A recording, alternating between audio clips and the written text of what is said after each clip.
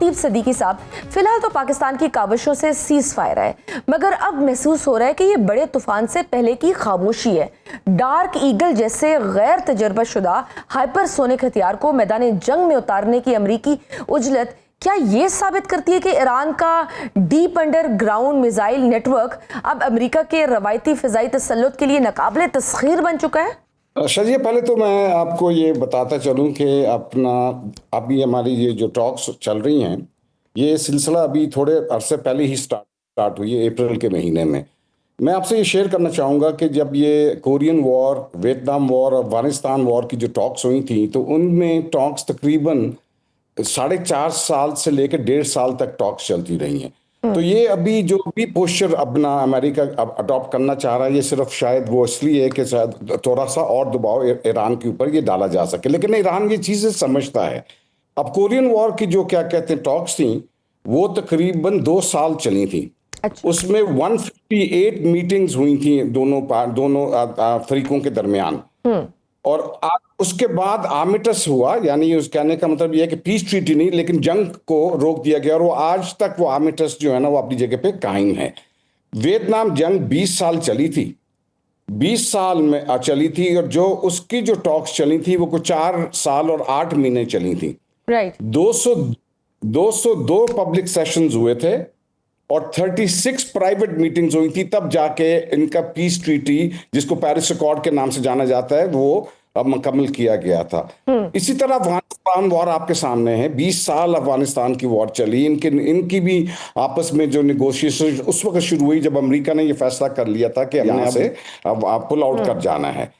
उसके बावजूद क्या कहते हैं, इनके दरमियान 10 राउंड्स ऑफ टॉक्स चले थे। अभी तो हमारी इन टॉक्स को अप्रैल के महीने में स्टार्ट हुए हैं और अभी एक राउंड हो चुका हुआ है, कोशिशें जारी हैं। ये बदकिस्मती है कि क्या कहते हैं, ये तारीख से शायद हम मतलब इतने वाकिफ नहीं हैं कि हम थोड़ा सा हमें शायद सब्र करने की ज़रूरत है। और ये एफर्ट चलती रहेगी, और ये क्या कहते हैं, ये इंशाल्लाह इसके अलावा मुज़ाकरात के अलावा कोई इसका हल ही नहीं है। आपको यानी जो सीएनएन की रिपोर्ट थी कि ईरान अब अमेरिका के साथ ज्यादा करीब आ चुका है, उस तरह से दूरियां नहीं है और बैकडोर डिप्लोमेसी बड़ी इफेक्टिवली काम कर रही है, तो यू थिंक दैट्स ट्रू? ऐसा ही है Shazia, that's absolutely true, because that's a part of the process. मैंने जैसे आपको बताया है कि कोरियन वॉर, वियतनाम वॉर, मतलब 158 मीटिंग्स, 202 मीटिंग्स, 36 प्राइवेट मीटिंग्स, यहाँ पे बैकडोर भी प्राइवेटली भी चल रहा है मामला, और ये काफी मुल्क बीच में पड़ रहे हैं। आपको अंदाजा है कि बहुत ही इंपॉर्टेंट, कल क्या कहते हैं, Putin, Russian president Vladimir Putin ने ट्रम्प को जो फोन किया था, ये कोई छोटा मोटा फोन नहीं था। ये बेसिकली अगर आप इसको थोड़ा सा इसका तज्जिया करें, तो इससे फोन से पहले ईरान के फॉरेन मिनिस्टर ने विजिट किया था, क्या कहते हैं, रशिया। और रशिया, और वो मिले थे सदर साहब से, प्रेसिडेंट पुतिन से मिले थे, और उसके प्रेसिडेंट पुतिन ने ट्रम्प को अब टेलीफोन करके उनको, मेरा ख्याल है कि शायद उनको ये समझाने की कोशिश की होगी कि ये जंग जो है, ये आप इसकी बहुत ज़्यादा सीरियस किस्म की डैमेजेस आप होंगे दुनिया की ग्लोबल इकोनॉमी के ऊपर। इनको नजरसानी करने की जरूरत है। ये वो जमाना नहीं है जिसमें क्या कहते हैं, कोरियन वॉर जब हुई, वियतनाम वॉर हुई, अफगानिस्तान वॉर हुई, तो ऑयल को एज अ वेपन नहीं इस्तेमाल किया जा सकता था। अब सर, ये गैर तजर्बाशुदा डार्क ईगल हाइपरसोनिक मिसाइल, जिसकी रफ्तार आवाज से भी 5 गुना तेज है, आपको लगता है कि ये ईरानी दफाई निज़ाम के सामने टिक पाएगा? इस नई टेक्नोलॉजी के सामने ये दफाई निज़ाम जो है ईरान का, ये मज़ाहमत कर पाएगा, या ये फर्स्ट स्ट्राइक कैपेबिलिटी में ईरान का पूरा स्ट्रेटेजिक ढांचा मफलूज कर देगा? देखिए, अपना क्या कहते हैं शायद, ये जो हाइपरसोनिक मिसाइल्स होते हैं, इनकी स्पीड यही होती है जो आप बता रही हैं, ये 5 माक के ऊपर ही इनकी स्पीड होती है, ठीक है ना? तो ये कोई अनहोनी चीज नहीं है। अब इनका जो हाइपरसोनिक मिसाइल का जो देखना होता है, इसका वॉर हेड कितना बड़ा वॉर हेड वो लेके चल रहा होता है, क्योंकि ये स्पीड इतनी ज्यादा इसको लेके देनी पड़ती है, तो वॉर हेड का साइज बहुत बड़ा नहीं होता। जिस तरह का आपको वो मदर ऑफ ऑल बॉम्ब्स हैं, 25,000 पाउंड का जो बॉम्ब होता है, या वो मैसिव ऑर्डिनेंस पेनिट्रेटर्स जो हैं, वो भी बहुत बहुत वजनी होते हैं, हाइपरसोनिक इतना वजनी नहीं होता। लेकिन जो आपने सवाल किया कि क्या ये अपना एयर डिफेंस सिस्टम जो है ईरान का, जो कि आपको सबको पता ही है कि एयर डिफेंस सिस्टम उनका इतना ज्यादा उसके कैपेबिलिटी नहीं है, उसको पेनिट्रेट करना कोई मुश्किल काम नहीं है उन लोगों के लिए। लेकिन आप साथ साथ ये आप जस्ट सेइंग उनका जो दिफाई निजाम है ओवरऑल ईरान का ना, वो इतना इफेक्टिव है कि वो इसका, हाँ जी, कि वो इतना इफेक्टिव है कि वो इसका मुकाबला कर सकेगा? नहीं, इतना इफेक्टिव शायद ना हो, क्योंकि आपको पता है कि पिछले जो 42 डेज की जंग हुई उसमें बहुत बहुत 13,000 टारगेट्स को अमेरिका ने क्या अपना निशाना बनाया। लेकिन एक चीज मैं बताता चलूं, देखें ये जंग, ये एक तरफ डार्क ईगल की बात कर रहे हैं, वहां आपको पता है कि अपना जो उनका कैरियर ग्रुप है जनरल फोर्ड, उन्होंने वापस बुला लिया है, ठीक है ना। राइट। ये उसमें शक नहीं है कि रोटेशन करते हैं ये कैरियर ग्रुप की। लेकिन ऐसी सूरत में जबकि क्या कहते हैं इस वक्त सीज फायर हुआ है और इस वक्त स्ट्रेट ऑफ हार्मूज को उन्होंने ब्लॉक किया हुआ है, इस वक्त जबकि ऑयल की प्राइस आज तकरीबन बता रहे हैं कि $120 पर बैरल हो चुकी हुई है, तो ये सारी चीजें और सारी चीजें ऐसी हैं जो आपको इंडिकेट कर रही हैं कि ये अपना, मेरा नहीं ख्याल है कि कोई वेपन्स अब या कोई बॉम्बिंग की जाएगी ईरान की।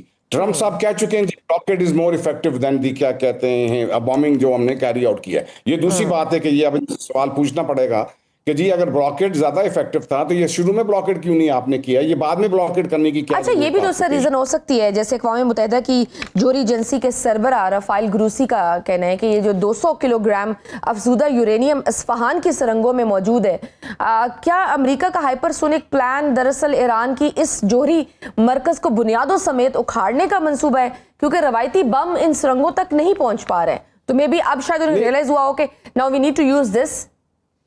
हाइपरसोनिक बॉम्ब, हाइपरसोनिक जो आप बात कर रही हैं डाक, इसकी जब तक क्या कहते हैं वॉर हेड की कैपेबिलिटी ना हो पेनिट्रेट करने की कंक्रीट को, तो वो क्या कहते हैं उसका कोई फायदा नहीं है, ठीक है। आपने देखा जून में 2025 में उन्होंने वो बॉम्ब इस्तेमाल किए जिनको बंकर बस्टर्स कहा जाता है, ठीक है ना। वो स्पेशलाइज्ड वेपन है जो कि बंकर्स को 60 मीटर्स तक क्या कहते हैं पेनिट्रेट कर जाता है। आपको ये भी याद होगा कि जून में इन्होंने कहा था कि हमने नेस्तनाबूद कर दिया सारी इनकी न्यूक्लियर कैपेबिलिटी को। आज वो फिर उन कैपेबिलिटी के ऊपर उनको अब शक पड़ गया हुआ कि शायद हम नहीं जो अचीव करना चाह रहे थे वो हम नहीं अचीव कर सके। शायद आज भी ईरान के पास 440 किलोग्राम यूरेनियम उनके पास आज भी मौजूद है। अच्छा। वो अब ये सारे मफरूजे हैं सारे के सारे कि क्या कहते हैं कि शायद ये है और शायद वो है। लेकिन अपना मेरा जाती तजिया यही है कि अब क्योंकि ये अमेरिका ने इतने 13,000 टारगेट्स पे ऊपर इतने वेपन्स अपना उन्होंने स्टॉक पाइल जो है ना वो एग्जॉस्ट कर दिया है। वो एग्जॉस्ट करने के बाद भी अगर ये अभी भी उनको शक शुबात हैं, तो मेरा ख्याल है उनको ये तो समझ में आ गई कि और भी अगर हम करेंगे तो शायद हम वो ऑब्जेक्टिव सर अब ये काफी महंगी टेक्नोलॉजी है जो अब ये यूज करने वाले हैं। ब्लूमबर्ग की रिपोर्ट के मुताबिक एक बैटरी की कीमत $2.7 अरब है। आपको लगता है कि महज 8 मिसाइलों की तैनाती ईरान जैसे वसी जियोग्राफी वाले मुल्क के खिलाफ कोई फैसला कुन फौजी बर्तरी दिला सकती है, या आपके ख्याल में ये महज एक नफसियाती वॉर है और अमेरिका इस हद तक जाने के लिए तैयार भी नहीं है, वो बस एक प्रेशर टैक्टिक्स है जो वो इस्तेमाल कर रहे हैं? शजिया देखें, ये बिल्कुल आपने खुद ही बात अपना तजिया कर दिया इसका कि इतना महंगे वेपन के साथ वो क्या गारंटी है कि वो ये अचीव कर जाएंगे? कोई गारंटी नहीं है, ठीक है। तो ये उनको अंदाजा हो चुका हुआ है कि ये अब सिवाय मुज़ाकरात के इसमें से कोई रास्ता नहीं है जिससे क्या कहते हैं वो निकल सकते हैं।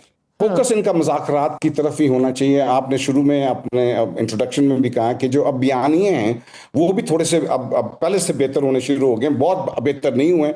अभी कल ही जो उन्होंने AI जनरेटेड क्या कहते हैं वो पोस्टर अपना सोशल ट्रूथ पे डाला है, वो जो मिस्टर नाइस गाय वाला, वो कोई अच्छा कोई बहुत ही इमेच्योर किस्म के क्या मैसेज भेजने की कोशिश कर रहे हैं। लेकिन समझने की जरूरत यह है कि शायद ईरानियन लीडरशिप इन चीजों को समझती है। ईरानियन लीडरशिप बहुत मैच्योर लीडरशिप है। वो क्या कहते हैं इन 50 साल 47 ईयर्स से वो इसी किस्म के एनवायरनमेंट में उन्होंने अपने आप को अपना एक्सपीरियंस गेन किया उसके अंदर।